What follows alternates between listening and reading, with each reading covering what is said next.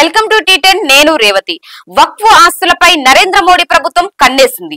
వాటిపై వక్ఫ్ బోర్డుకు ఉన్న అధికారాలను పరిమితం చేయాలని భావిస్తోంది. ఇందుకోసం వక్ఫ్ బోర్డు చట్టానికి సవరణ చేయాలని యోచిస్తోంది. విశ్వసనీయ వర్గాల సమాచారం ప్రకారం కేంద్ర కేబినెట్ శుక్రవారం 40 సవరణలకు ఆమోదం తెలిపింది.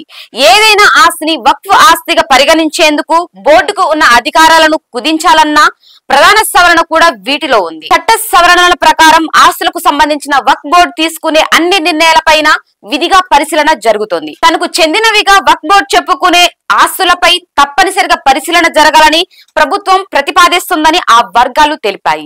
ఈ సవరణలకు సంబంధించిన బిల్లులను వచ్చే వారం పార్లమెంట్ లో ప్రవేశపెట్టే అవకాశం ఉంది. వక్ఫ్ బోర్డు ప్రస్తుతం 8,70,000 ఆస్తులను పర్యవేక్షిస్తుంది.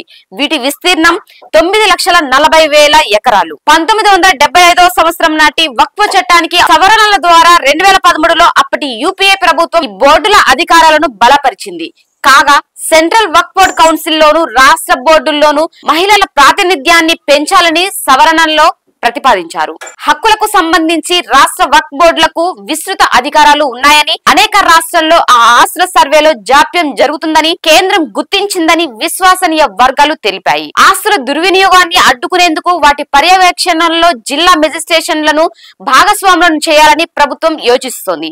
ఇది ఇవాల్టి న్యూస్. చూస్తూనే ఉండండి టీ10.